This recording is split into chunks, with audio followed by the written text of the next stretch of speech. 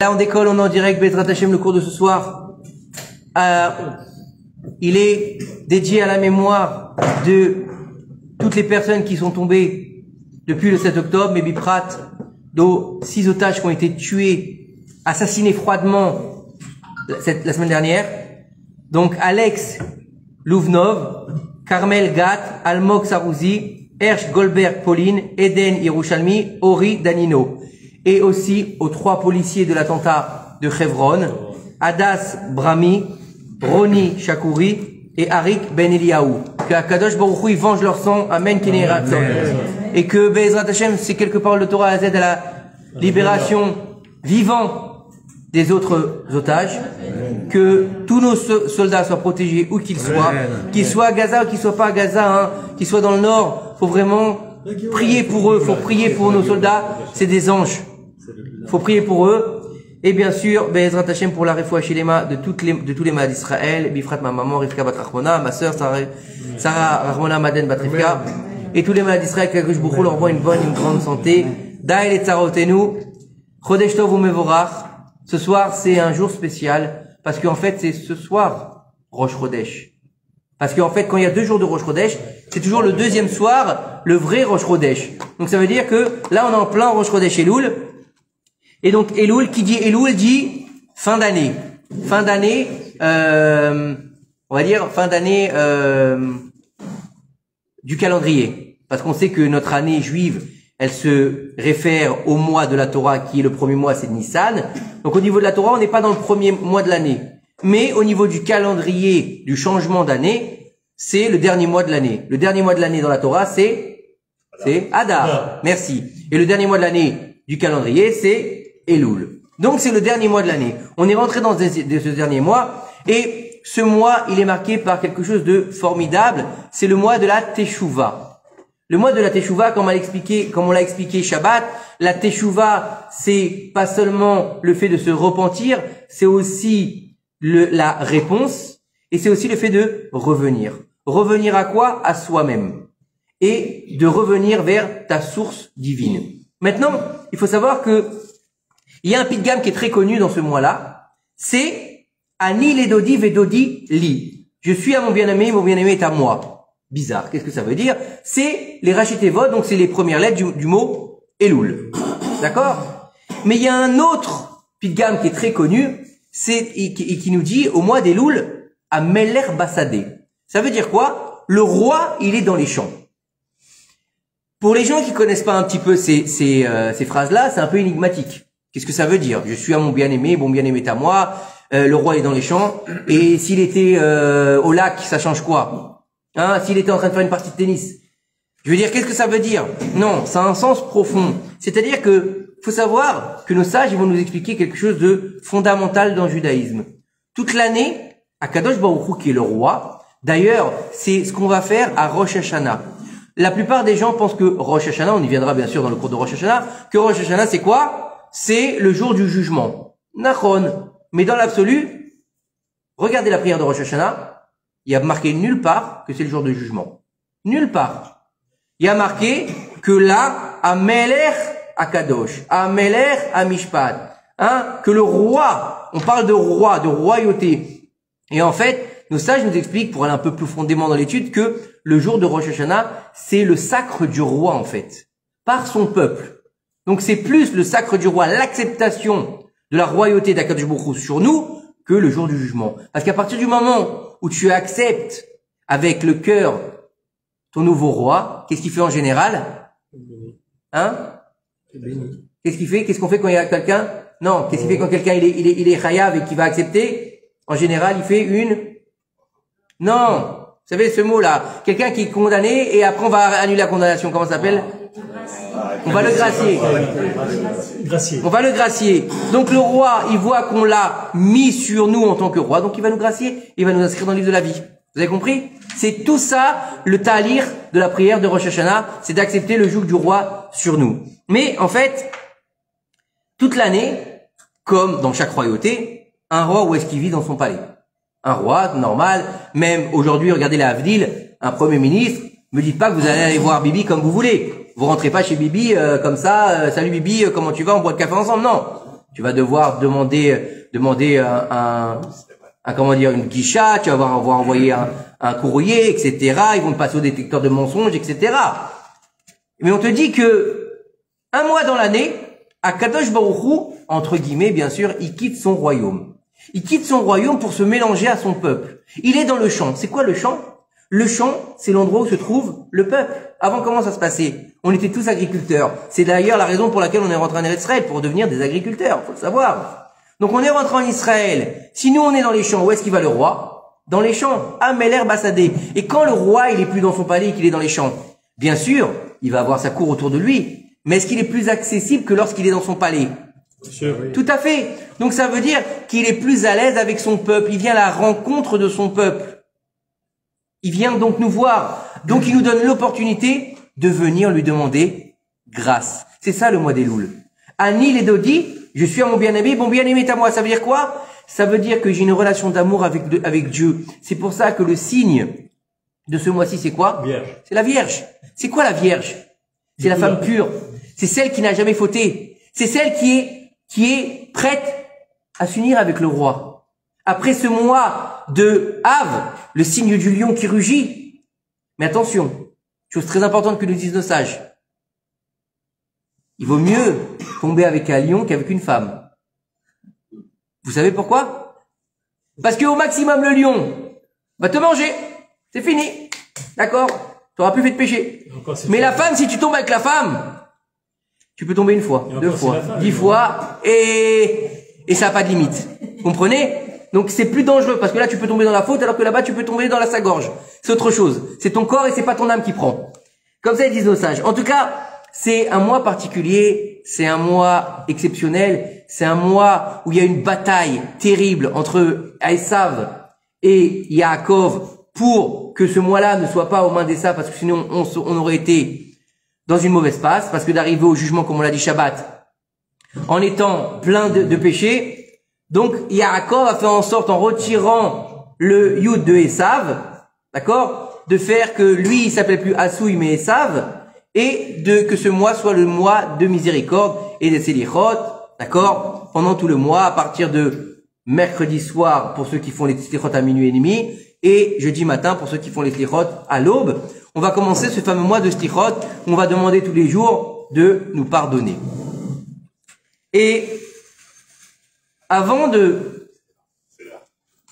comprendre, donc qu'est-ce que c'est le mois de Elul et qu'est-ce qu'il faut faire au mois de Elul, il faut comprendre que ce que Dieu nous demande à ce moment-là, c'est Baba, regarde, toute l'année tu as fait ce que tu voulais, tu as fait ce que tu as à faire, c'est vrai.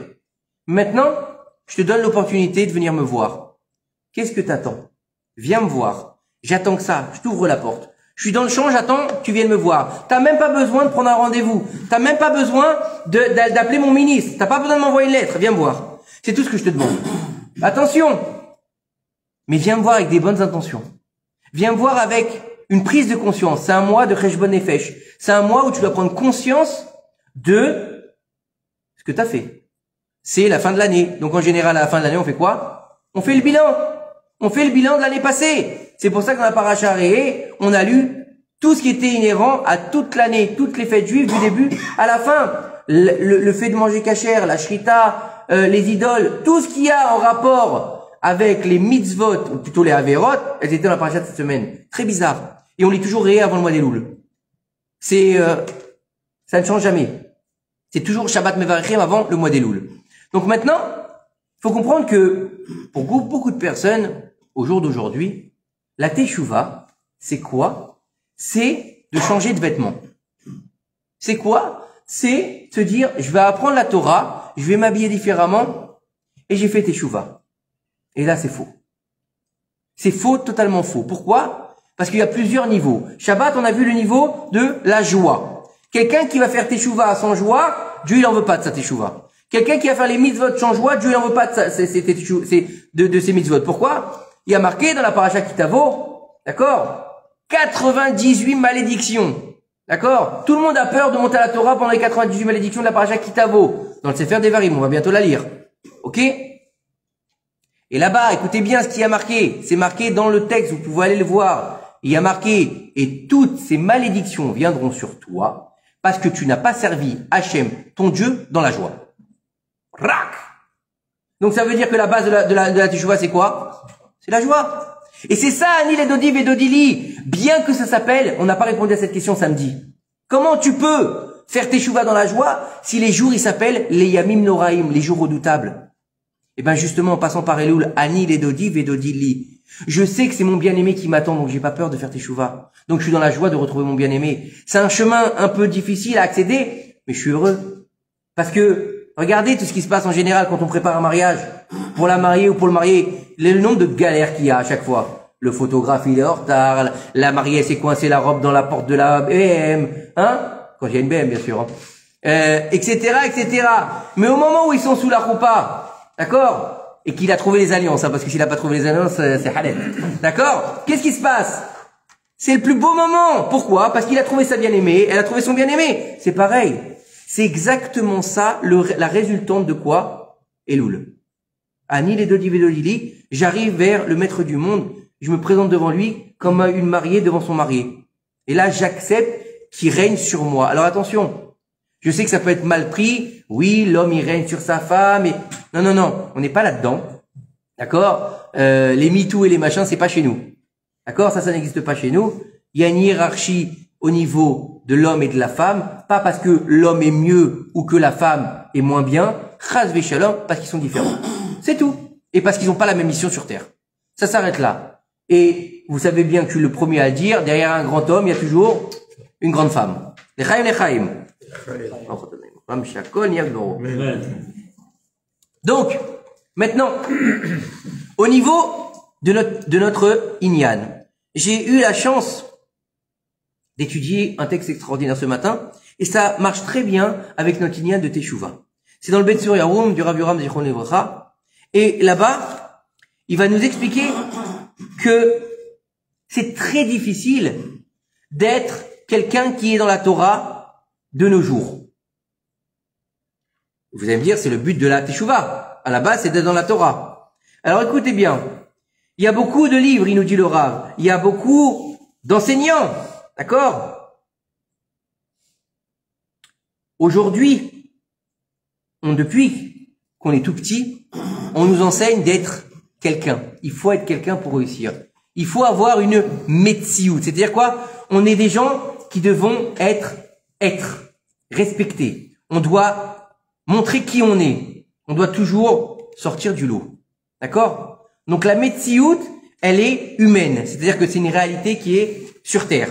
D'accord? Il faut montrer qu'on existe. Pour pouvoir, justement, vivre.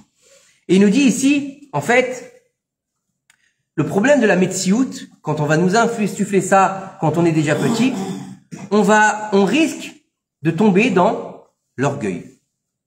Et si on risque de tomber dans l'orgueil, d'accord, on va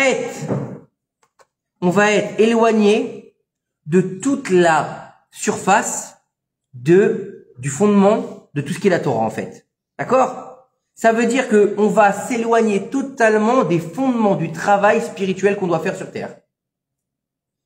Écoutez bien, c'est pas fini. Pourquoi j'ai pris ce texte? C'est très important. J'ai dit tout à l'heure, qu'est-ce que j'ai dit? C'est pas Teshuvah, c'est pas de changer de vêtements et d'apprendre la Torah. Vous allez voir ce qu'il dit sur l'étude de la Torah ici. C'est d'une violence inouïe et ça ouvre les yeux sur beaucoup de choses qui se passent aujourd'hui dans le milieu religieux. Où tu te dis, mais c'est un religieux, je comprends pas qu'il a fait ça. C'est un truc. Combien on entend ça ces derniers temps en Achon? Le milieu religieux, il est en pleine ébullition aujourd'hui. Comment ça se fait? Vous allez comprendre ce soir. Et que le milieu religieux aussi doit faire une très grande teshuva. Écoutez bien. Je pense que vous avez jamais entendu que le milieu religieux doit faire teshuva. Non? C'est un chidouche pour vous? Le jus. Il te dit ici. Baruch Hashem. Alors écoutez bien. Écoutez bien ce qu'il nous dit ici le Rav. Bien que ce soit un grand sage en Torah et qu'il ait l'habitude d'étudier, qu'il prenne, qu'il s'étudie, il fait ce qu'il faut, d'accord? Cet homme-là n'a aucun lien avec Akadosh Baruch Hu. Aucun lien. Il étudie la Torah, c'est un Talmid Chacham, il n'a aucun lien avec Akadosh Baruch Hu. Comment ça se fait? Je vois aussi qu'il est en train de me regarder, j'ai l'impression qu'il veut me frapper. Mais qu'est-ce qu'il raconte? Qu'est-ce que c'est que ça aujourd'hui, ce soir? C'est la première fois que j'entends ça de ma vie, hein, aussi. Oui? Bon, c'est que j'ai choisi un bon sujet, alors. C'est pour ça qu'on n'arrivait pas à ouvrir la porte. T'as compris, c'est Yetzirah. Pourquoi? Pourquoi? Parce que celui qui se sent être au top, d'accord? Quelqu'un qui se sent, il a quelque chose, il est important, il est, d'accord? Écoutez bien, c'est un signe que Akadosh Baruch Hu, il s'éloigne de lui et il veut pas être près des personnes comme lui, d'accord? Et Rabbeinu Yona, il nous dit, d'accord, dans son livre Sharet et Shuvah, d'accord? Qu'est-ce que c'est l'âme d'un homme devant la grandeur de Dieu? Comment est-ce qu'un homme il peut dire moi je suis au top, moi j'existe, moi je suis face à Kadosh Baruch Hu? Comment est-ce que tu peux t'enorgueillir devant le maître du monde? Comme ça il dit Rabbeinu Yona. Et il nous dit il en faut pas beaucoup pour sentir Hachem. Il nous dit non, pas sentir, excusez-moi. Éloigner Hachem, éloigner. Il nous dit ici, c'est un petit problème de lumière. Il nous dit suffit qu'à un seul instant, l'homme, il ait l'impression d'être, donc de valoir quelque chose. Attention, on parle pas de se dénigrer, on parle pas de ça, hein. On parle de valoir quelque chose par rapport aux yeux d'Hachem. D'accord? On dit pas quelqu'un qui ne sait pas ce qu'il vaut dans son étude. On dit pas quelqu'un qui passe ce qu'il vaut dans ses enseignements. Ou un mélamède. Imaginez un prof qui se rabaisse tout le temps, il va avoir un problème avec ses élèves. D'accord? Un médecin qui est sur un lieu d'accident et qui dit non, excusez-moi, je ne suis rien, c'est un fou. On est d'accord? On parle pas de ça. On parle dans le inyan de, n'oubliez pas en tête le inyan de l'orgueil. D'accord? On est bien d'accord. Qu'on n'ait pas de mauvaise compréhension ce soir. Il nous dit ici,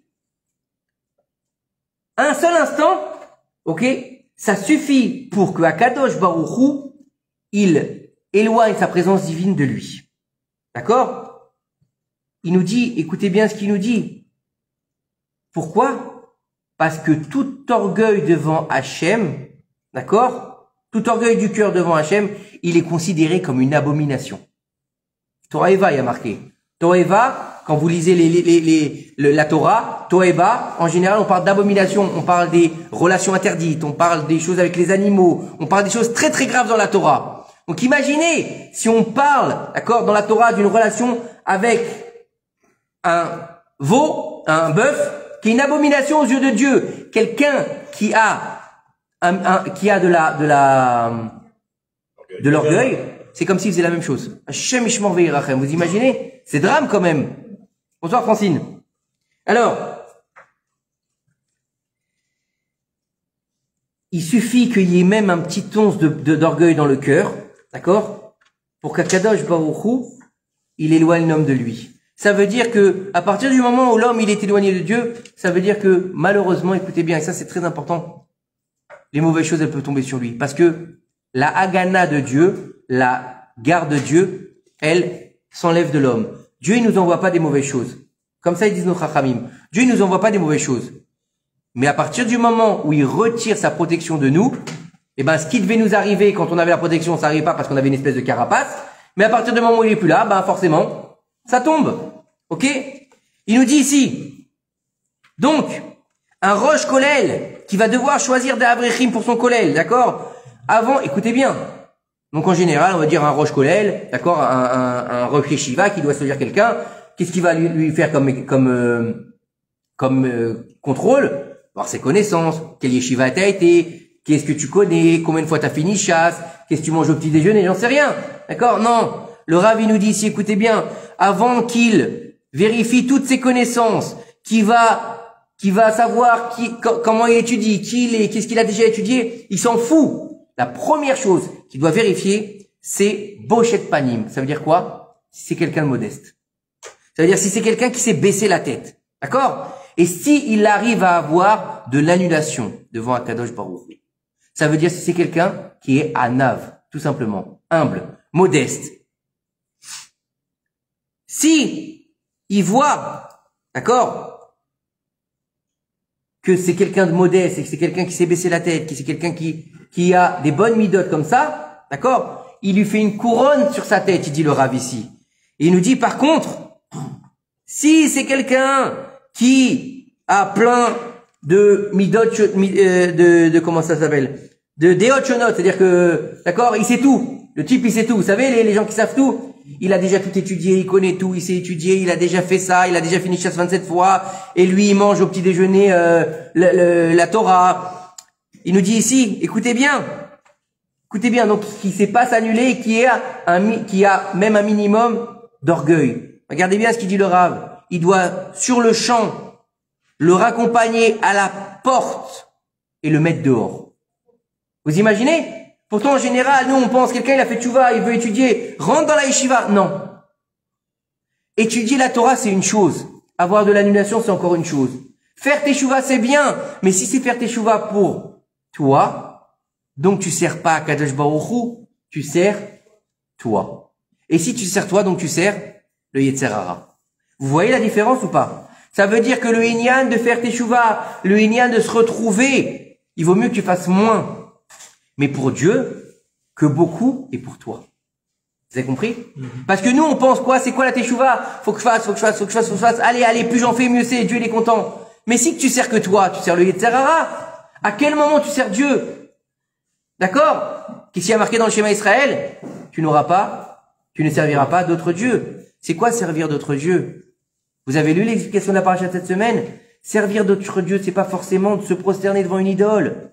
C'est se servir des enseignements pour se servir soi-même, pour se grandir, pour se gonfler, pour qu'on t'embrasse les mains, pour devenir quelqu'un, pour être le Rav d'une communauté, pour être le Rav qu'on adule. Voda Rav, je vous embrasse les mains, donnez-moi une bracha. Non, ça on s'en fout.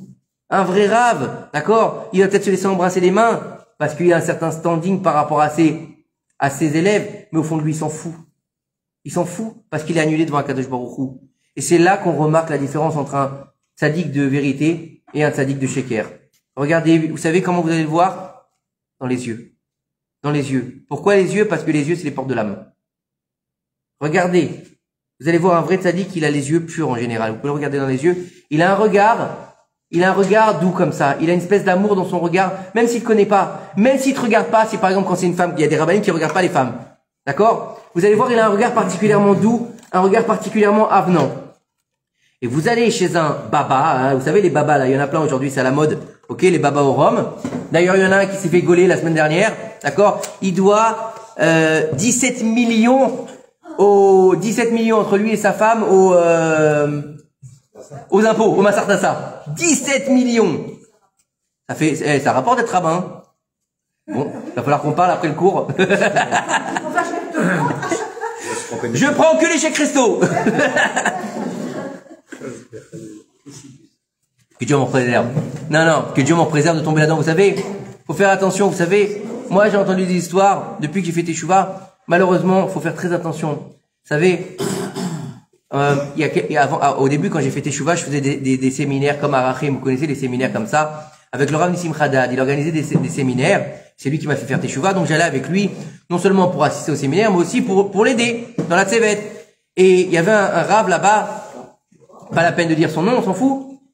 Et c'est un Rav qui était top, hein, franchement, bonne midot, super orateur, et il faisait faire teshuva aux gens. Teshuva! Eh ben, il est tombé. Il a quitté toute sa famille pour une meuf. Le allez-nous, pourtant c'est un Rav. Et la propose la rayotte. Y a pas. Voilà, le Rav Yaakov qui travaille avec moi, il m'a dit une fois, on lui a proposé un poste de rabbin dans une ville à Netivot, d'accord? Il était allé voir Rav Yoram Zichron Livracha, il lui a dit je peux être rabbin, il lui a dit jamais de la vie. Il lui a dit pourquoi? Il lui a dit si tu vas dans ce poste, tu tomberas avec les femmes. Et je suis marié, j'ai des gosses, voix arabe. Et il lui a dit, je te dis, tu vas dans ce poste, tu vas avoir les honneurs, l'orgueil il va te monter à la tête, tu vas tomber avec les femmes. Il lui a dit comme ça. Le Rav, hein. C'est lui qui me l'a raconté, hein. J'invente pas, hein. Et l'autre, le deuxième Rav qui est tombé avec la femme. Rabbi Meir Baalanes, il a failli tomber. Rabbi Akiva, il a failli tomber. Rabbi, comment il s'appelle? J'ai oublié son prénom, celui qui s'est crevé les yeux. J'ai oublié. il y a marqué en apotropos la rayot. Il n'y a pas de gardien pour tout ce qui est débauche. Ça n'existe pas. D'accord? Ça n'existe pas. Du monde entier, quel que soit l'âge. Comme ça, ils nous disent nos sages. Alors écoutez bien. Ces deux histoires, c'est pas je vous les ai racontées, on me les a racontées non, c'est de sources premières, hein. D'accord? Écoutez bien. La deuxième histoire, donc Rav Yaakov, il a pas été, Rav Yoram il a dit, c'est mon Rav, on peut pas. Le Rav il a dit, c'est Kodesh Kodashim.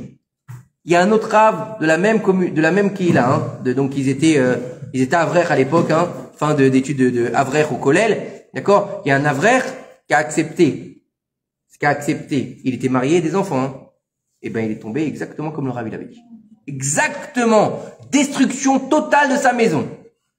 Donc, faut faire attention. L'orgueil, elle s'infiltre, malheureusement. Alors, écoutez bien.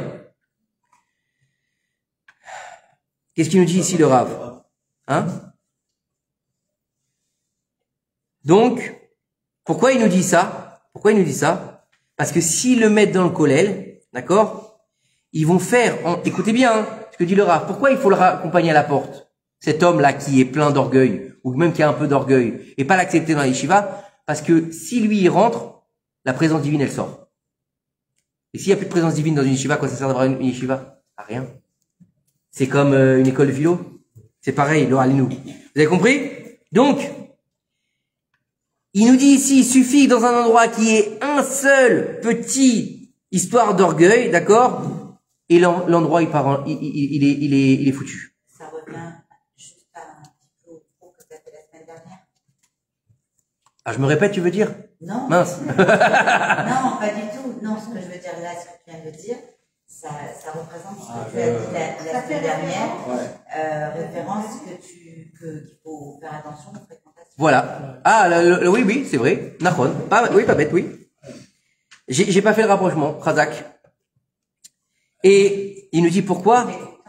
Ben, c'est gentil. Ça me fait plaisir. Et c'est pour ça que, Bravo. c'est ce que j'ai dit Shabbat, j'ai dit Baruch Hashem. S'il y a des gens qui reviennent, ça veut dire et qui reviennent le Shabbat ou la semaine, ça veut dire que ça rentre dans le cœur. Et Baruch Hashem, c'est mon salaire. Ça suffit, il n'y a rien besoin d'autre. J'ai jamais demandé d'argent pour les cours de Torah. Quoi? Ça va entre nous. Si vous voulez payer ma facture d'électricité, c'est moitié avec le Madgad.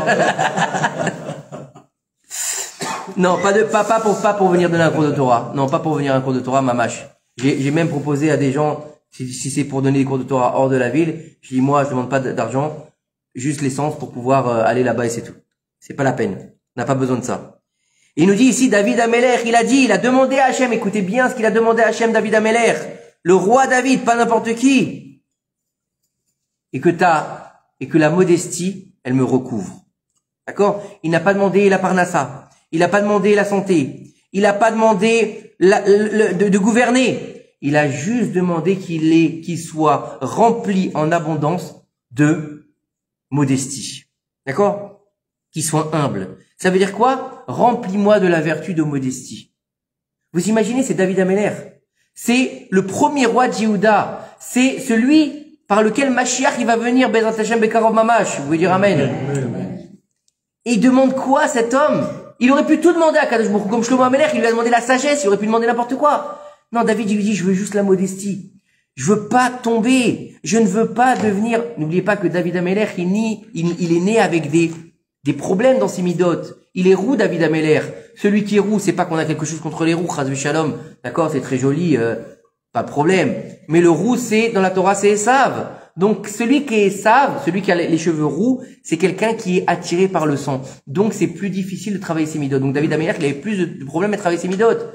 Donc, pour pas tomber, qu'est-ce qu'il dit à Kadosh Baruch Hu? Éloigne-moi de tout, je veux juste être humble. Je savais pas. Tu savais pas quoi? Que le roux était attiré par le sang. C'est bien, t'es pas venu pour rien. Baruch Hashem.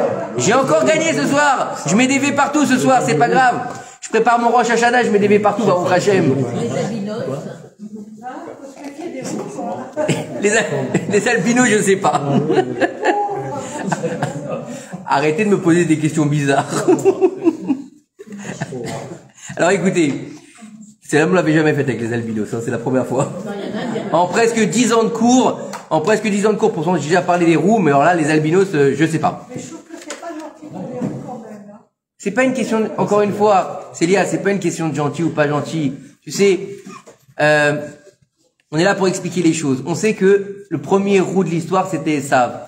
Et Esav, malheureusement, c'était pas un gentil bonhomme. C'était pas un bisounours. C'était quelqu'un, faut comprendre une chose, c'est que Esav, Dieu, il dit de lui, c'est un rachat. Et quand Dieu lui-même dit de quelqu'un, c'est un rachat, c'est que c'est grave. Esav, n'oubliez pas qu'il avait la capacité d'être le 4e patriarche. Son père, c'est quand même Yitzhak Avinu, Yaakov. Son frère, c'est Yaakov. Son papy sur lequel il a grandi, sur ses genoux, c'est Avraham Avinu quand même.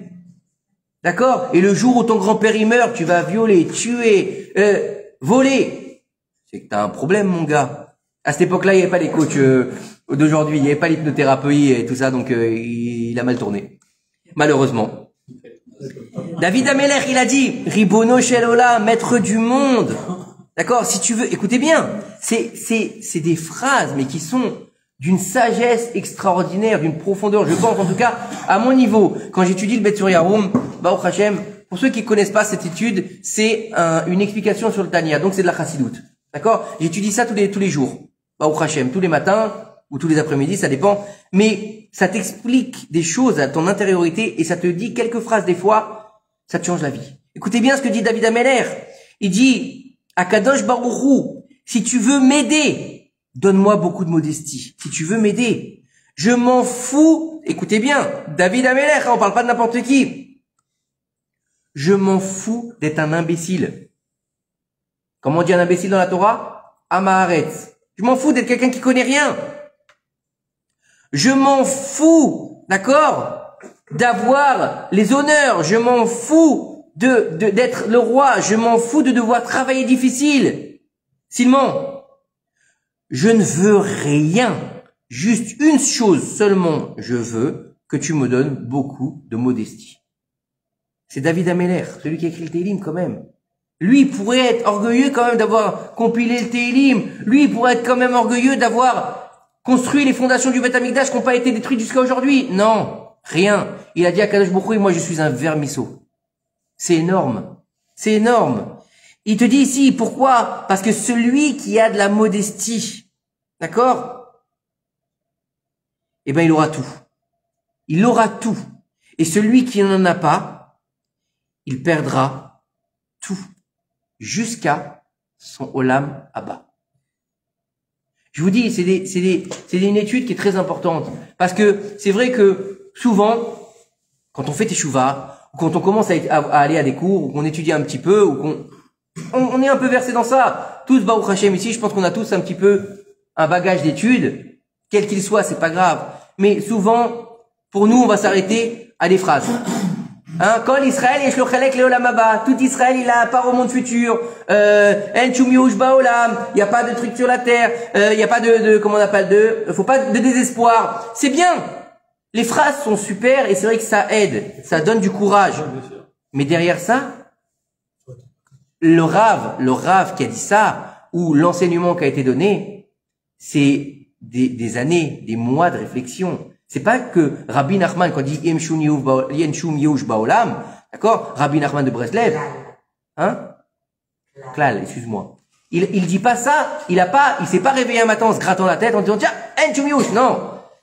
C'est une profondeur. C'est pas simplement une phrase. Lui, derrière ça, il y a de la Torah. Donc c'est pas simplement un pidgam. C'est mamash, une façon de vivre, une façon d'être dans la Torah, une façon d'appréhender son moi intérieur. Et Rabbi Nachman de Breslev, combien d'années il a vécu? Combien d'années? 37 ans. Les spécialistes là-bas? 38 ans. D'accord, 38 ans. C'est quoi 38 ans? C'est quoi 38 ans dans une vie? Non, c'est quoi 38 ans dans une vie, dans l'absolu? C'est peu ou c'est beaucoup? C'est rien. En 38 ans, il a révolutionné le monde. Écoutez bien, je pèse mes mots. Rabbi Nachman de Breslev, il a révolutionné le monde entier.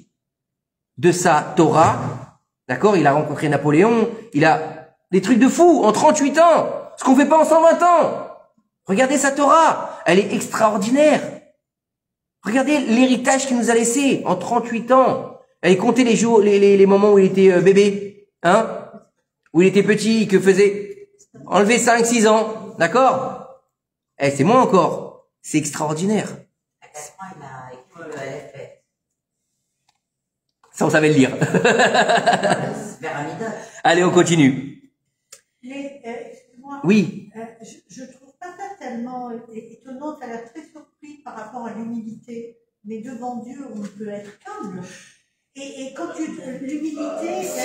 C'est très beau ce que tu dis, et je suis entièrement d'accord avec toi. C'est vrai, devant Dieu, on peut être qu'humble, et on peut être que modeste, parce que c'est Dieu. Mais malheureusement, la preuve est qu'on l'oublie tous les jours.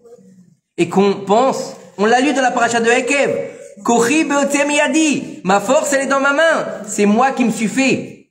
Tu comprends? Quelqu'un qui réussit, d'accord? Souvent, quand est-ce qu'on trouve Dieu? D'accord? Il y avait une chanson comme ça, je me rappelle, il y a Hasra, hein? Quand j'écoutais la musique Goy, il y avait une chanson comme ça d'un rappeur qui disait, je prie Dieu que quand je suis dans la merde. Il le sait, alors il me laisse dedans.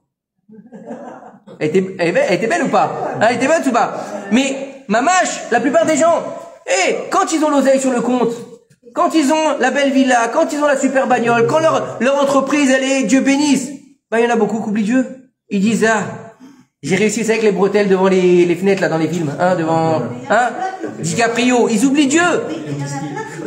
Mais bien sûr, Baruch Hashem,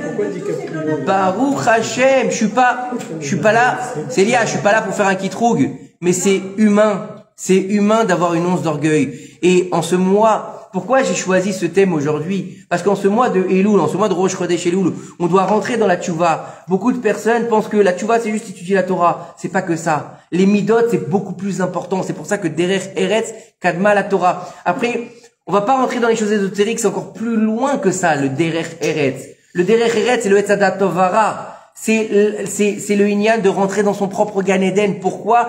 Par rapport à Eretz Israël, par rapport au Etzadat Tovara, c'est encore d'autres notions kabbalistiques. Donc, on est dans des niveaux où on pense qu'on est quelque chose, mais on n'est rien en fait. On a même pas, je pense qu'on n'utilise même pas 1% de notre cerveau que Dieu nous a donné pour pouvoir comprendre cette merveilleuse Torah. Et chaque jour, chaque semaine, chaque instant, on peut découvrir des trésors plus profonds les uns que les autres. Et donc, on va prendre un peu d'orgueil et ça c'est humain. Dès qu'on réussit quelque chose, on pense que c'est nous la vérité. Mais la vérité, on fait rien sans lui.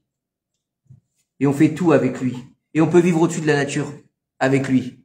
C'est incroyable. Et plus encore en Eretz Israël. C'est magique, moi je dirais même. C'est Péléplaïm. On continue. D'accord? Mais en tout cas, je suis d'accord avec toi. Alors, écoutez ce qu'il dit. Donc, nos sages nous disent que tout Talmid Chacham, donc c'est un érudit, d'accord? Ok? Regardez bien comment c'est beau la Torah. Regardez bien comment c'est beau l'hébreu. Un Talmid Chacham, donc c'est quelqu'un qui est érudit. Donc quelqu'un qui est érudit en français, on prend le français, hein. C'est pas érudit, c'est, vous l'avez compris. Un érudit, c'est quoi? C'est le top en général. Tu vas voir le Talmid Chacham quand t'as un souci, tu vas prendre une bracha. C'est celui qui connaît la Torah. C'est celui qui va t'aider. D'accord? C'est celui que quand tu as un problème de la khat, tu vas l'appeler. Rav, j'ai un problème, oui. Donc, c'est celui qui est censé avoir la connaissance. S'il est censé avoir la connaissance, pourquoi tu l'appelles l'élève? Un élève sage. Talmid Chacham. Un élève sage. C'est pas un Chacham, c'est un Talmid Chacham. C'est toujours quelqu'un en devenir. Vous avez compris? Chez les Juifs, on est toujours en devenir. Même quand on a atteint les sommets, on est encore en devenir. Même Moshe Rabbeinu, c'est un Talmid Chacham. Pourtant, il a parlé à Dieu, panim el panim. Il n'avait pas fini. Le seul moment où il est arrivé au 50e degré de la Bina, d'accord? C'était quand? Quand? Le jour de sa mort. Le jour de sa mort. Le vrai bilan, tu peux le faire que le jour voilà. de sa mort. Mais attention, on va pas attendre la fin, Célia. N'oubliez pas qu'il y a plusieurs niveaux de teshuva. Il y a un niveau de teshuva quand tu fais teshuva, quand tu es jeune, d'accord? Et quand tu as pris conscience de ta avéra et que la avéra se représente devant toi, d'accord? Quand tu es encore en pleine forme, imaginons, d'accord? C'est un cas que beaucoup de sages prennent. Imaginons un homme, quand il était jeune, il était un petit peu volage. Et il a fait des bêtises avec des femmes. Juifs, pas juifs, on s'en fout, c'est pas le problème. Et il a fait teshuva. Et s'il est encore dans la force de l'âge, d'accord, il est bien encore. et qui se représente la même avéra avec la même personne et qui n'y va pas, oui, la même personne, dans le même inyan, quoi. Tu comprends? Et ben, si là, il y va pas, c'est une teshuva be'ahava. D'accord? Maintenant, quand il fait teshuva, quand il est vieux, il a plus la force. D'accord? Ok? Elle vient le chauffer, la petite jeune, et lui, il a 80 ans, il est, d'accord? Et qu'est-ce qu'il, c'est pas la même chose, on est d'accord? Il a dit non, j'y vais pas. C'est vrai qu'il a fait teshuva. Mais c'est pas la même. Ok? Et il y a encore une différence entre teshuva be'ira et teshuva be'ahava. Une teshuva de peur et une teshuva malheureusement, j'ai perdu quelqu'un, je fais teshuva. Je dois faire un caddie, je fais teshuva. C'est pas la même que quelqu'un qui fait teshuva avec amour. Il est en bonne santé, ses parents vont bien, ses enfants vont bien, il est pas problématique, il fait teshuva avec amour, c'est autre chose. Mais attention, elles sont toutes des teshuva, d'accord? Elles sont toutes valables. Même si un homme sur son lit de mort, écoutez bien, son lit de mort, il sait qu'il va mourir. Il sent ça. 30 jours avant de mourir, la neshama, elle sent qu'elle va mourir. Donc l'homme, il est sur son lit de mort. À ce moment-là, il dit, je prends sur moi de faire teshuva shlema. Ok? Pourtant, il peut plus rien faire, le mec. Il est dans le lit d'hôpital, il va décéder d'un instant à l'autre. Qu'est-ce qu'il va faire comme Avera? Rien. Sa teshuva, elle est prise en compte par le ciel. Après, bien sûr que il va devoir payer. Non. Non. Tu sais pourquoi? Parce que tu peux être témoin de ce que tu veux. Comment tu sais que c'est vrai? D'accord? Le mec, il est là, je prends sur moi d'affaire teshuva parce que je vais mourir. Et ça se trouve dans son cœur, il pense à l'infirmière. Qu'est-ce que t'en sais, toi? Qui c'est qui le sait? Boré Olam. Vous avez compris? Donc, le inyan de la teshuva, il n'y a que Dieu. Il n'y a que Dieu qui sonde les cœurs et les reins. Donc c'est pour ça que faut comprendre que toute teshuva est bonne. Faut surtout jamais désespérer de dire attends, moi je suis arrivé, j'ai 60 ans, j'ai 70 ans, j'ai jamais été un cours de Torah, pourquoi commencer maintenant? Mais si, commence maintenant justement. Tu sais pas combien de temps il te reste à vivre. C'est pour ça qu'on te dit, il faut faire teshuva un jour avant de mourir. Comment c'est pas? Et comme Akadosh Baruch Hu il est joueur, il nous a caché beaucoup de choses, notamment le jour où on va quitter ce monde. Donc il te dit comme tu sais pas le jour où tu vas mourir, eh ben fais teshuva tous les jours de ta vie. Il est bon ou pas? Vous avez compris pourquoi l'humour est juif? Et donc, il nous dit ici un Talmid Chacham qui a donc on va dire un érudit, qui a en lui de l'orgueil, ou bien qu'il est un gassot rouar, qu'il est hautain. D'accord? Écoutez, vous êtes assis sur vos sièges? Une charogne jetée dans le marché a plus de valeur que lui. Je traduis, hein. D'accord? C'est là. Ok? J'invente rien. Répète parce que j'ai pas entendu. Non, j'ai pas entendu. Il était pas assis. Le monsieur te demande Il était mal assis. Non, mais il faut l'entendre. Hein. Augmente. Une charogne, un Talmid Chacham, d'accord? Un érudit en Torah, qui est rempli d'orgueil ou de, comment j'ai dit tout à l'heure? Ou qui est hautain. Une charogne jetée dans le marché, elle a plus de valeur que lui. Ok? Dommage.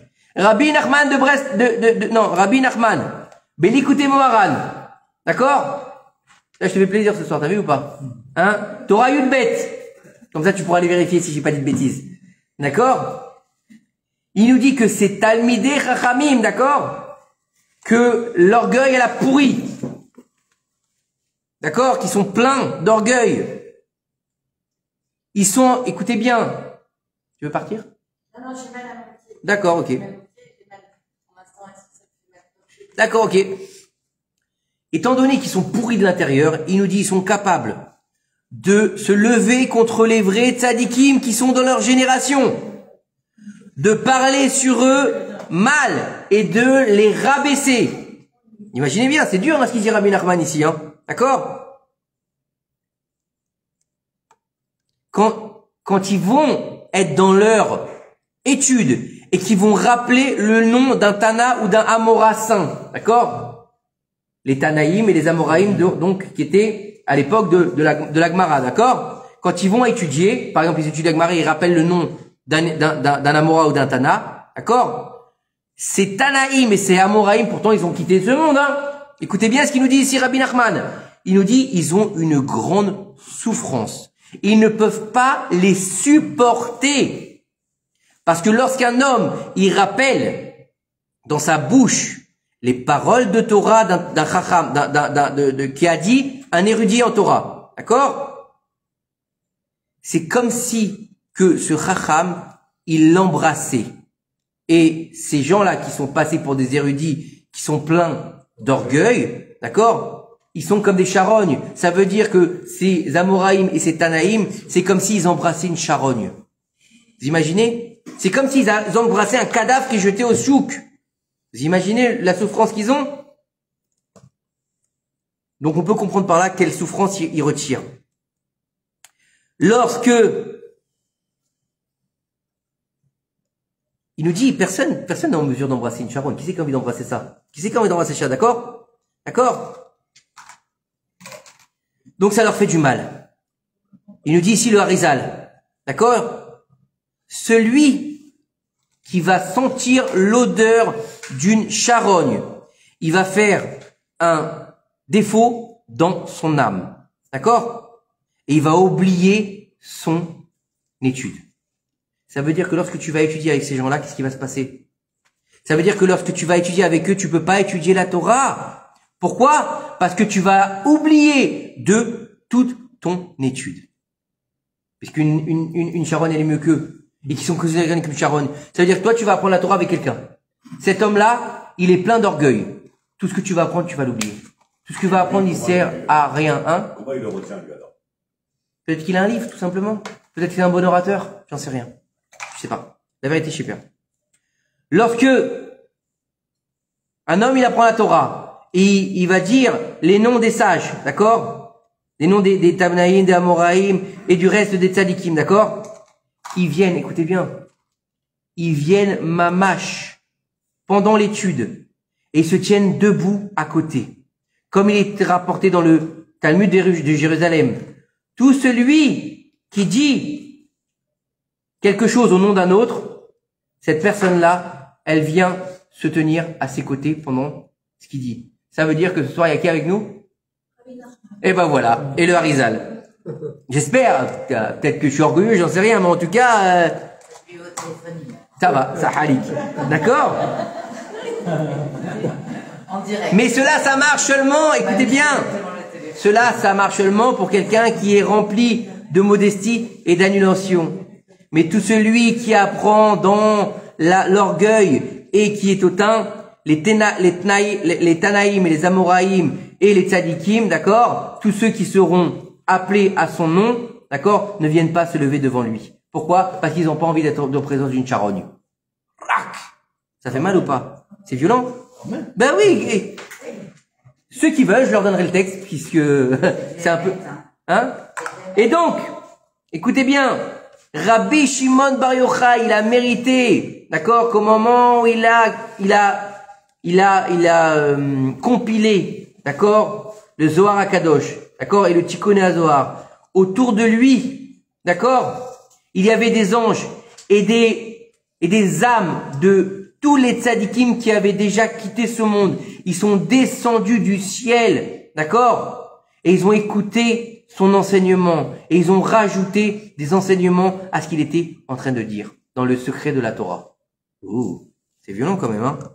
Il est raconté dans le Zohar HaKadosh. Zohar Bereshit. Il est raconté là-bas que un jour, il était assis, Rabbi Shimon Bar Yochai. Il était en train d'étudier avec ses élèves saints. Tout d'un coup, il a entendu une bat kol. Une bat kol, c'est une voix céleste, d'accord? C'est-à-dire que une voix qui sort du ciel. Ok, il a pas fabulé, c'est une voix. Vous savez que c'était légion à l'époque, hein. Avec les Tanaïm et les Amoraïm et avec les gens comme Rabbi Shimon Bar Yochai, ils entendaient des choses du ciel. Aujourd'hui, celui qui entend quelque chose du ciel, faut le faire interner. D'accord? C'est ça, c'est, ou il a syndrome de Jérusalem, ou il a fumé quelque chose de pas très, cachère. Ou le voisin, il est bruyant. Ou le voisin, il est bruyant. Bekitsour, écoutez bien. Il a entendu une voix du ciel qui disait, Shimon, Shimon. Et il a dit à ses élèves, Si la loi, elle m'appelle Shimon et pas Rabbi Shimon, il est sûr que c'est Akadosh Baruch Hu lui-même qui m'appelle du ciel. Vous avez compris? Ça veut dire qu'il n'a pas négligé en l'appelant Shimon et de ne pas l'appelant Rabbi. Ça veut dire que c'est une manière de donner de l'amour à l'autre. Comme Akadosh Baruch Hu, comment il appelait Moshe? Il a appelé Rabbi Moshe ou il appelait Moshe? Moshe. Vous savez à quelle voix il a appelé Akadosh Baruch Hu Moshe? La première fois que Akadosh Baruch Hu, il s'est dévoilé à Moshe dans le buisson ardent, vous connaissez pas ce Chidouche? C'était la voix de son père. Pourquoi la voix de son père? Pour pas que Moshe, pour pas que Moshe, il soit surpris et ait peur. D'accord? Et pourquoi la voix de son père? Parce que son père avait rendu son âme. Et Dieu, il utilise la voix des gens quand ils sont passés dans l'autre monde. Ça veut dire que, lorsque Dieu, il va appeler un homme, comment il appelle Abraham? Abraham, 2 fois. Shimon, 2 fois. Nous, on n'appellerait pas Rabbi Shimon, Chaz v'shalom. D'accord? Quand on s'adresse, c'est très important de savoir. J'ai eu un petit vicouar avec quelqu'un ce Shabbat qui m'a dit, c'est le Shulchan Aruch, il a été écrit par Yosef Karo. J'ai dit non, Rabbi Yosef Karo. L'appeler Yosef Karo, c'est un manque de respect. Il m'a dit non, c'est comme ça que c'est marqué dans Amazon. Il dit Amazon, c'est pas une référence dans la Torah. Non, mais d'accord ou pas? Je veux dire, quand on parle d'arabe, même si on se réfère à son ouvrage, faut dire c'est Rabbi. On va pas dire, t'imagines quelqu'un, il va dire, t'as entendu parler de Nachman de Breslev? Chas v'shalom. Rabbi Nachman. D'accord? Rabbi Shimon Bar Yochai. Rabbi Meir Balanes. Mais là, c'est Dieu lui-même qui l'appelle. C'est pas pareil. Moshe Rabbeinu, c'est pas pareil. Parce qu'avant d'être Rabbeinu, il était Moshe. C'est pas pareil. C'est parce que Moshe, c'est moi ça? Parce que Moshe, il était Anav Mikol Adam. Donc il passe d'abord en Moshe. Après il meurt par Rabbeinu.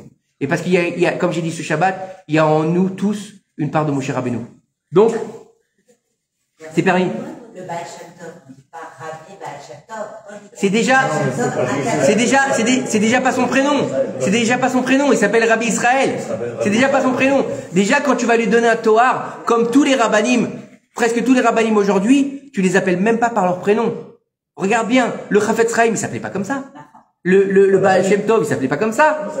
Baba Salé, il s'appelait pas Sidna Baba Salé. Il s'appelle Rabbi Israël Abou Chasera. Donc, il s'appelait pas Baba Salé. Baba Salé, c'est un Tohar. D'accord? Baba Salé, c'est pas, attention, Baba Salé, ça veut pas dire, c'est un baba qui a du sel, hein, c'est Chaz v'shalom, hein.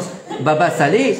Non, c'était un grand Tohar, hein. Attention, on n'est pas dans l'histoire des babas. Attendez, parce qu'il y en a un, Alors, qu'est-ce que ça veut dire, Baba Salé? Baba Salé. Moi, je te pose la question. Baba Salé, je crois que c'était c'est pas de l'hébreu, hein. Mais c'est un Tohar qui dit c'est le saint, Sali, le saint. Baba, le Baba saint, tu vois. Mais il était, quand on dit Baba de lui, quand on dit Baba de, voilà, mais quand on dit Baba de Baba Salé, attention, hein. Quand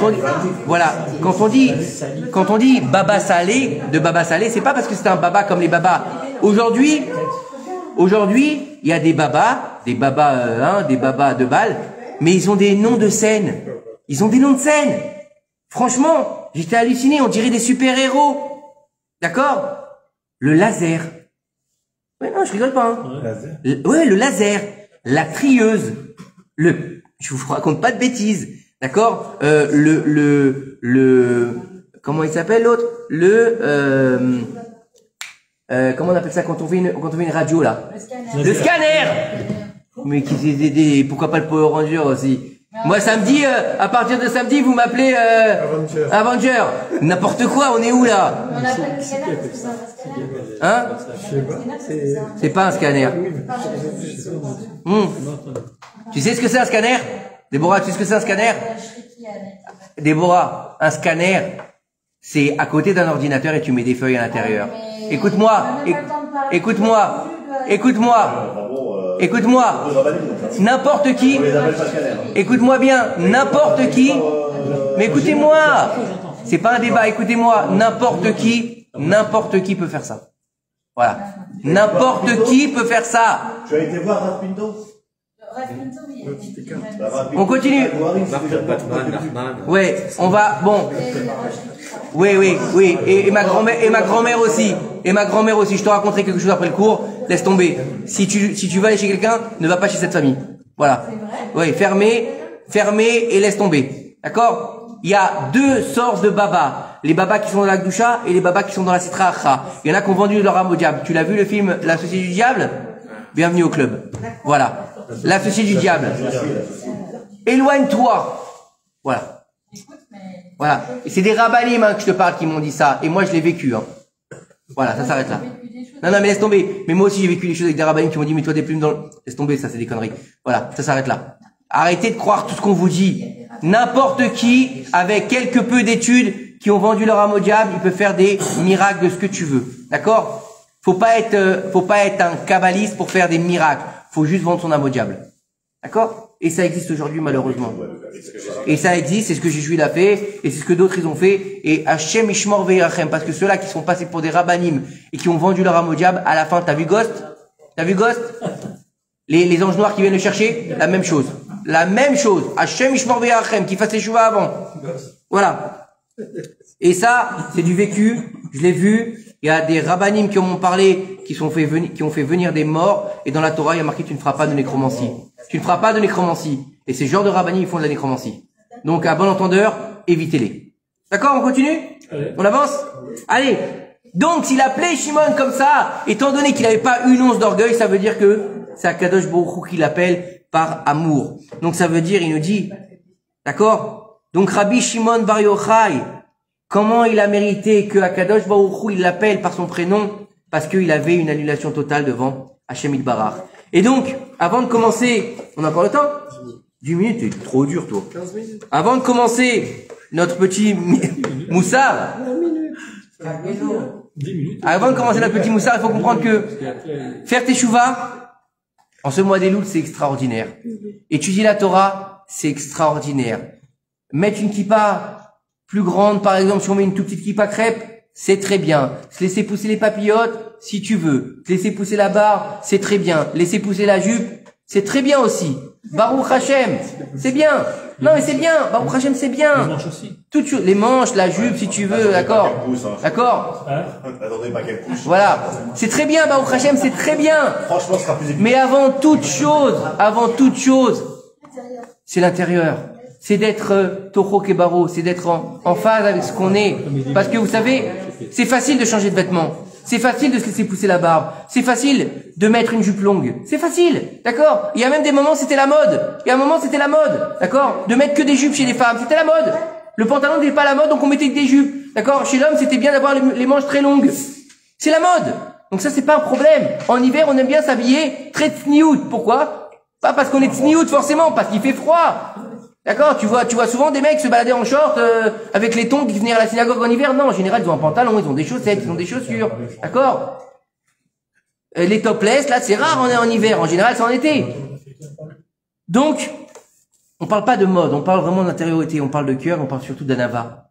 Savoir sa place, savoir son niveau, savoir où est-ce qu'on se trouve vis-à-vis de la Kadosh Baruch Hu. Et jamais oublier qu'on n'est qu'une création. Qu'on n'est qu'une créature parmi les créatures. C'est vrai qu'on est la plus évoluée. C'est vrai qu'on a une différence avec les autres, c'est qu'on a la parole. Ce qu'on n'a pas, les autres créations d'Akadosh Baruch Hu. On est même à un niveau encore supérieur, puisque nos sages te disent, il y a les hommes et il y a les Bnei Israël. Donc, Baruch Hashem, tout ce que tu veux. Mais connais ta place. Connais ta place en tant que Ben Israël. On arrive, Be'ezrat Hashem, le mois des Loul, les mois des Slichot. On doit éveiller nos cœurs aux Slichot, au pardon. D'accord? Tu sais que vous savez qu'il y a une halakha qui dit que quelqu'un, écoutez bien, qui dit que quelqu'un qui va aller aux Slichot, mais qui va s'endormir pendant la tfila, il va aller mieux qu'il n'aille pas aux Slichot. C'est tadir velo tadir, ce qui est d'abord, régulier, ce qui est pas régulier après. Si quelqu'un, il va au slichot et qui dort pendant son travail, c'est du vol. C'est du vol. Ok? Donc écoutez bien, les slichot c'est bien, mais le plus important dans tout ça, c'est pas que les slichot. C'est surtout de prendre sur soi, de faire teshuva, d'accepter le joug divin, d'accepter de changer, de se dire, Je vais peut-être pas réussir à tout faire, c'est pas grave. On s'en fout. Mais je prends une nouvelle direction. Jusqu'à maintenant, j'ai pris la direction des bêtises, de n'importe quoi, de faire ci, de faire ça. Maintenant, je prends la direction opposée. Ça va prendre du temps. Ça va être long. C'est peut-être même un travail de toute une vie. Pour étudier 2 lettres de Torah. C'est pas grave. Le plus important dans le judaïsme, c'est l'effort. C'est pas le résultat. Et c'est ça qu'il faut comprendre. Qu'au jour d'aujourd'hui, on a toutes les raisons pour rien faire. Tout. On a des problèmes financiers, on a des problèmes de couple, on a des problèmes avec les enfants, c'est la guerre autour de nous, d'accord? Tous les jours, on entend quelqu'un qui parle. Voilà. Francky, il y a 2 jours, il y a 2 jours, au début de semaine, il a été à l'enterrement d'Alex, au cimetière d'Ashkelon. D'accord? T'as toutes les raisons, tu peux te dire, mais pourquoi je vais faire la Torah? Alors que, voilà, ça fait 8 mois, 9 mois, 10 mois qu'on l'attend et voilà où il a fini. Tu peux te dire ça. Mais t'auras rien compris. T'auras rien compris. Parce que justement, lui qui est dans le Olam Haemet maintenant, il sait qu'est-ce qu'est la vérité. Il sait où on doit aller. Et c'est que ça qui peut nous tenir. Regardez bien, les goïms aujourd'hui. Vous avez vu combien de personnes il y a aux jeunesses de chrétiennes, toutes les années? De plus en plus chaque année. Comment ça se fait? De plus en plus de gens se convertissent à l'islam. Comment ça se fait? Bah déjà parce que c'est plus facile que chez nous, hein. D'accord? Tu prends un peu d'eau, tu te le mets sur la tête, tu dis je vous salue Marie, c'est fini, ça y est, t'es chrétien, d'accord? Et l'autre côté, tu dis 2 sourates, il me semble, tu dis 2 sourates, ça y est, tu dis 2 sourates et tu dis je vais jeûner au Ramadan, c'est fini, t'es musulman. Chez nous, ça met 5 ans et tu vas aller voir le rabbin, bonjour, je voudrais me convertir, et le rabbin va dire allez crever, hein, et tu vas revenir une 2e fois, bonjour, je voudrais me convertir, essayez de crever encore une fois, et la 3e fois, vous êtes sûr, mais pourquoi voulez-vous convertir? Vous savez, à partir du moment où vous êtes juif, il y a l'antisémitisme. Mais qui c'est qui a envie de se convertir au judaïsme? Franchement, faut être fou. Non, mais vous vous rendez compte? D'accord? C'est pas la même chose. Mais regardez combien de gens se convertissent aux autres religions. Pourquoi? Parce que le monde a soif de spiritualité. Le monde, il a soif de Hémet. Il a soif de Dieu. Sauf qu'il a soif de Dieu comme ça l'arrange. Mais nous, en tant que peuple juif, on doit voir Dieu comme il nous a demandé d'être. Re'e anochi noten lifnechem ayom beracha uklala. Regarde, je mets devant toi aujourd'hui la bénédiction et la malédiction. Qu'est-ce que tu vas choisir? Je mets devant toi, il y a marqué encore dans la Torah, je mets devant toi la vie et la mort, et tu choisiras la vie. Et tu choisiras la vie! On doit être inscrit dans le livre de la vie. C'est quoi le livre de la vie? C'est d'être vivant en tant que Ben Israël, et pas en tant que nation du monde. On a été choisi par Hachem pour être les prophètes des nations du monde, pour être celui qui représente la divinité sur terre. Qu'est-ce qu'on attend pour l'être? Qu'est-ce qu'on attend pour être nous-mêmes? Qu'est-ce qu'on attend pour comprendre que cette chassidoute exceptionnelle, ce trésor de chassidoute, quelle que soit la chassidoute, tu rentres pas là-dedans, c'est pas un débat. C'est pas un débat, je m'en fous. C'est pas un débat. Quelle que soit la chassidoute, c'est des joyaux. C'est les joyaux de la couronne. Qu'est-ce qu'on attend pour aller s'abreuver de cette Torah extraordinaire? Qu'est-ce qu'on attend pour aller étudier les textes sacrés, pour comprendre que cette Torah, elle est accessible à tout le monde. À tout le monde. Et que, comment? Tout le monde peut la comprendre. Tu sais? Déborah, tu me connais pas. Tu me connais pas bien. D'accord? Mais, il y a quelques années de ça, j'étais pas comme tu me vois aujourd'hui. D'accord? Et j'avais une aversion contre les rabbins. Pour moi, c'était des cons. Voilà, pour te dire clairement, hein. Voilà, il n'y a pas d'autre mot. Pour moi, ils étaient suffisants. D'accord? Et ils nous prenaient de haut. Et donc, je connaissais rien à ce qu'ils disaient. Comment est-ce qu'aujourd'hui, j'arrive à donner des cours de Torah? Parce que la Torah, elle appartient Moshe Kibel Torah, Misna, Yusara, Yeshua. D'accord? Et qu'est-ce qu'on dit encore? Keilat Yaakov. Torah Tivalanu Moshe Moracha. Moracha Keilat Yaakov. C'est un héritage à Yaakov. Yaakov, c'est Israël. C'est à nous tous, ça nous appartient. Tu comprends? Donc oui, tout le monde est en mesure de la comprendre. Mais il y a des paliers. Il y a des niveaux, il y a des mesures. Tu peux pas arriver et t'as jamais fait Shabbat, et t'as jamais mangé kasher, et t'as jamais étudié la Torah, et te dire, tiens, moi, aujourd'hui, je vais étudier le Zohar. Ah, c'est sûr que c'est pas bon. D'accord? Tu peux pas dire, tiens, moi, je vais faire Shabbat comme la rabbinite, Kanievski Zichron Livracha. C'est pas possible. Mais t'as compris la chose. T'as accepté, t'es déjà dans le Hémet. Tu comprends? T'es déjà dans la vérité. Et c'est qu'un travail de longue haleine. C'est tout. Maintenant, non. Non, parce qu'il faut que j'avance. Non, mais le jeudi, maintenant, les rabbins, ils vont faire cours de Tanya. Oui, on a reçu. Madal Tov. Baruch Hashem, Ken Yerbou. D'accord. Et moi, je vous parlerai après du cours parce que je veux finir le cours, s'il vous plaît. D'accord. On a encore 5 minutes? Allez, on a encore 5 minutes. Vous me la donnez ou pas? Ça va? Allez. 7 ans. Allez, on est dans le Moussar. Le Midrash de notre ami Yoshua bin Nun.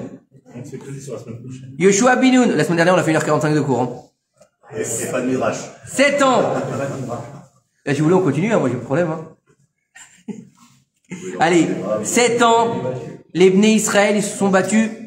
7 ans, les Bnei Israël se sont battus contre 7 peuples. 7 peuples qui étaient sur la terre.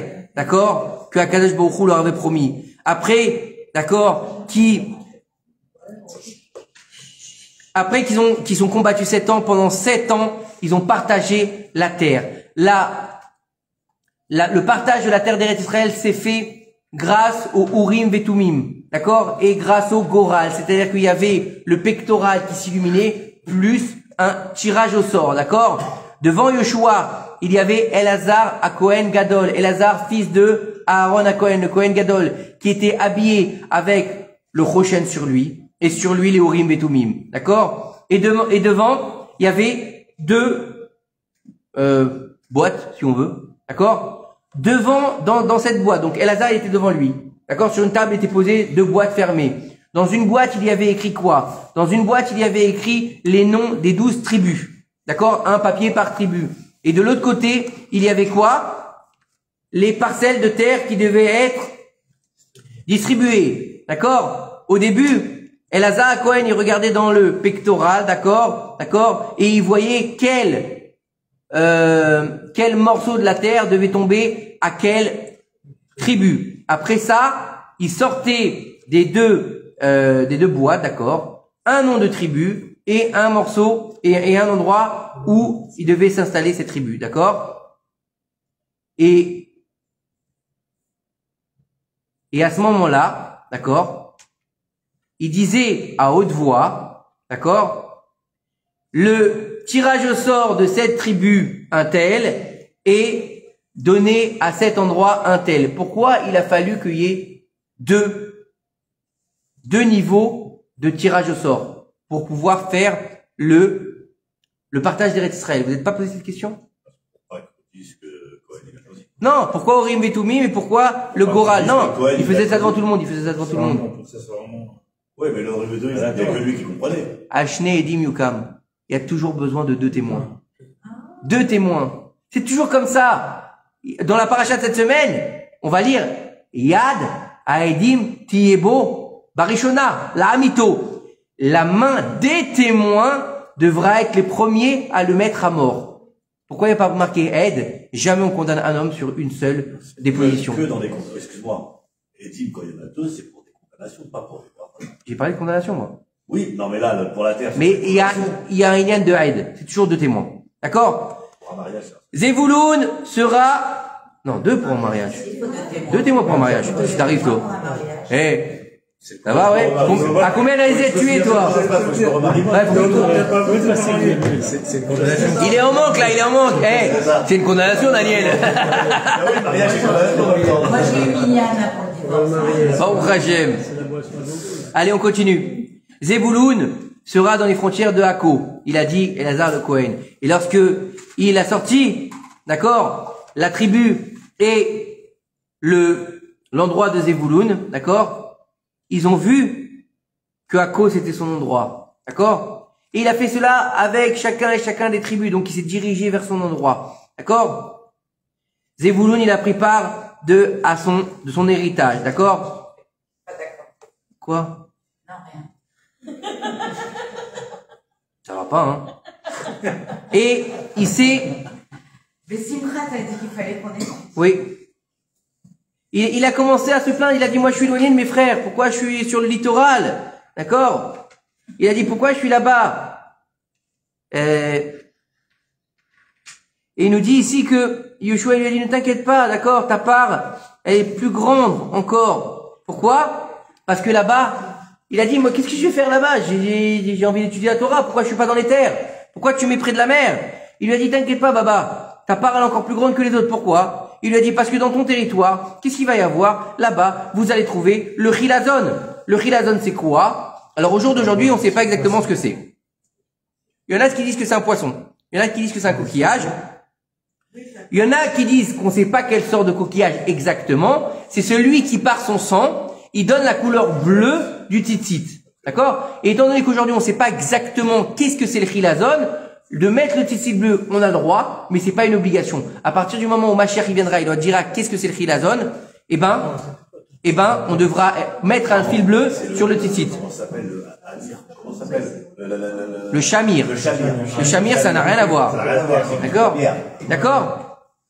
Et là-bas, donc, de ce chilazon, d'accord, tu vas extraire la couleur du trélet qu'on devra mettre sur les tzitzit. D'accord? Après que toutes les tribus ont su où est-ce qu'allait être leur endroit, d'accord? Qu'est-ce qu'il a fait? Yoshua, il leur a défini les frontières de chaque tribu. D'accord? Il a voulu donner, donc, que dans chaque tribu, il y ait des frontières pour qu'il n'y ait pas de problème au niveau de chaque territoire. D'accord? Ok? Et il a expliqué là-bas les lois de la terre, les lois de l'héritage, les lois de la passation, en fait. D'accord? Pour que chacun y connaisse son terrain. Pour que chacun, même dans son propre territoire, connaisse sa place par rapport à son terrain. D'accord? Pour pas qu'il y ait de marloquette en Israël. Ça veut dire que, d'une part, Yoshua, il va définir un territoire, mais après, dans chaque tribu, il va définir quel terrain appartient à qui. C'est pour ça que ça a pris autant de temps. Vous imaginez 7 ans? Vous imaginez s'il avait pris 7 ans pour lui dire, bon, bah, Zevouloun, toi t'es là-haut, Issachar, toi t'es là-bas, ça aurait pris combien de temps? Pas beaucoup de temps. Mais il a dû définir pour chacun, même à l'intérieur de son territoire, quelle part il devait recevoir, pour pas qu'il y ait de marloquette en Israël. Regardez bien, mais regardez la sagesse de la Torah, regardez ce qu'on vit aujourd'hui. On est en train de se disputer pour des petites choses, alors que Yeshua Benoun, il a perdu 7 ans, entre guillemets, pour pouvoir qu'il n'y ait pas de marloquette en Israël. Mais il aurait dû dire, mais j'en ai rien à faire, quoi, laissez-moi tranquille. Vous imaginez? Comme quoi, quelle patience il faut pour pas qu'il y ait de marloquette. D'accord? Et, il nous dit exactement, le Yoshua, il s'est pas dégoûté de son peuple. Il en a pas eu marre, d'accord? Il a pris le temps qu'il fallait pour le peuple d'Israël, d'accord? Il a aimé son peuple et le peuple, il aimait en retour son dirigeant. Pourquoi? Parce qu'il prenait le temps de s'occuper de lui. D'accord? Et il a fait attention qu'il y ait des lois qui se mettent en place pour qu'il y ait une garde sur la terre de chacun. D'accord? Que tout le monde vive en paix et en harmonie. D'accord? Il leur a donné, d'accord? Il leur a donné quoi? Un takanon, un règlement. Un règlement. Voilà. Il a dit, il est permis à chacun, d'accord? D'accord? De sortir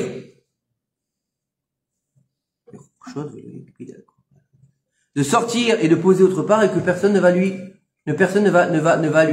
en tenir rigueur. Même s'il va poser, d'accord, c'est bien quelque part d'autre sur un autre terrain qu'on lui tienne pas rigueur, d'accord? Et il nous dit ici que chacun aura le droit, d'accord, de couper, d'accord, les arbres pour pouvoir les planter autre part, d'accord? Quelqu'un qui se trouvera dans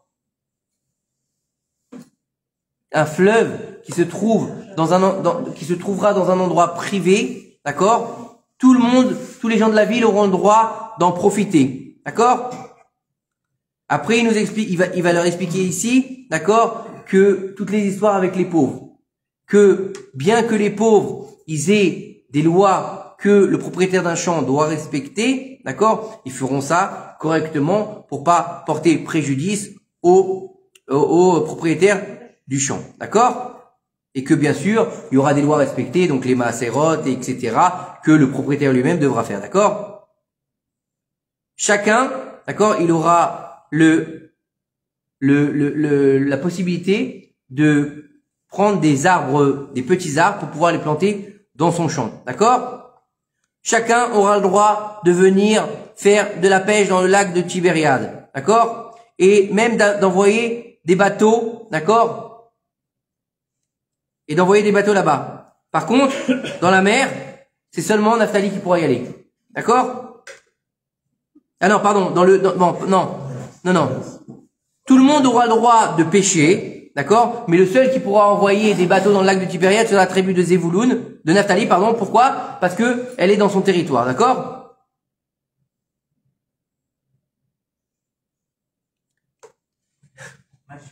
Tout le monde aura droit de faire ses besoins à l'extérieur du champ. Bah oui, à l'époque, ils n'avaient pas de toilette. Donc, bon, c'est un peu compréhensible, d'accord? C'est-à-dire que t'es pas obligé de faire ça dans ton champ, tu peux aller faire ça à l'extérieur, d'accord?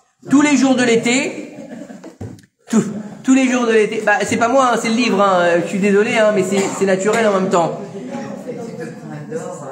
Tous les jours aujourd'hui, c'est un peu plus compliqué. Pendant les mois d'été, il sera permis de marcher dans les chemins entre les champs. D'accord? Celui, d'accord, qui se trompera, d'accord, et qui montera sur un arbre pour pouvoir trouver son chemin, il ne devra pas payer. Il ne devra pas payer au propriétaire du champ s'il a fait tomber, par exemple, des fruits quand il est monté sur l'arbre. D'accord? Et il nous dit ici, et la dernière chose, il nous dit la dernière chose, et qu'un mort, on y va, on finit? Et, non, on essayait de trouver, excuse-moi, on essayait de comprendre quel était le rapport avec le sujet principal que tu as abordé. Ben en fait, le sujet, non, là je suis dans le Midrash. J'attendais la chute. Je suis dans le Midrash. Je suis dans le Midrash avec Yeshua. Et on est dans le partage d'Eretz Israël. D'accord? On est dans le partage d'Eretz Israël. Donc là, il nous explique les lois. Comment? Oui, on a quitté Iloul. Mais pourtant, j'ai dit, on rentre dans le Midrash quelques instants. Vous fumez quoi avant de venir? C'est Iloul. Écoutez bien. Iloul, c'est pas d'âme. Non, mais c'est... Mais, vous savez, mais c'est... J'ai pas fini, la chute n'est pas arrivée encore. Vous savez très bien que Baruch Hashem, j'arrive toujours à finir mon cours. Hein? Il nous dit ici, la dernière mitzvah qu'il a donnée Yoshua par rapport au partage d'Eretz Israël, il nous dit qu'un mort qui n'aurait pas de famille, qu'on trouverait comme ça n'importe où, il serait enterré à l'endroit même où on le trouve, que ce soit un champ, que ce soit pas un champ, que ce soit n'importe quoi. C'est une mitzvah, c'est interdit de déplacer un mort. D'accord? Donc, qu'il faut comprendre ici, c'est vrai que ça a pas beaucoup, la Chalouka d'Eretz Israël, elle a pas, oui, même actuellement, je sais pas. Non, actuellement, je sais pas. Non, actuellement, je sais pas. Je pourrais pas te répondre. Mais en tout cas, ce qu'il faut comprendre, c'est que la Chalouka d'Eretz Israël et le Loa d'Eretz Israël, d'accord? Ça n'a peut-être pas de rapport avec Elul. Mais encore une fois, vous avez remarqué que tout ce qu'il a dit Yeshua, c'est tout un rapport entre l'homme et son prochain. De faire attention au bien de son prochain. De faire attention au champ de son prochain.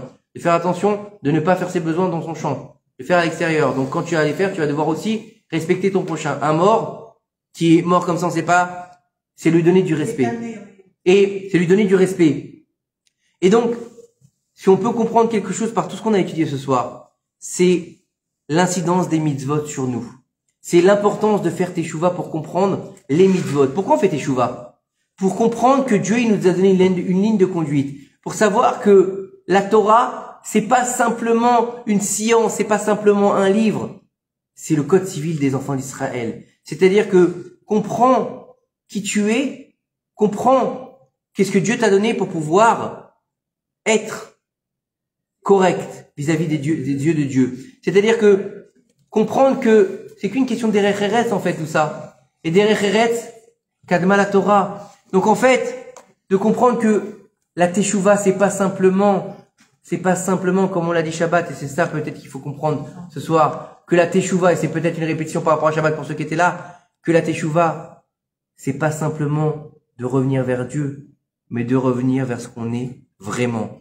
Vers notre essence principale, de notre intériorité, avec la hanava, avec la mesure de modestie, être humble et connaître sa place. Connaître sa place vis-à-vis de Dieu, connaître sa place vis-à-vis des hommes, et surtout savoir se comporter en Eretz Israël. Pourquoi? Parce que Eretz Israël, c'est l'endroit qu'on a lu dans la paracha de Ré, justement, du début de l'année jusqu'à la fin de l'année, ses yeux, ils sont toujours sur elle. Il ne la quitte jamais. C'est Eretz Israël. Donc savoir comment se comporter en Eretz Israël plus qu'autre part. Donc de comprendre que dans ce mois d'Elul, notre travail, il est quoi? Un travail de teshuva, un travail de modestie, mais un travail surtout de savoir enfin qui on est vraiment. Baruch Adonai Leolam, Amen ve Amen.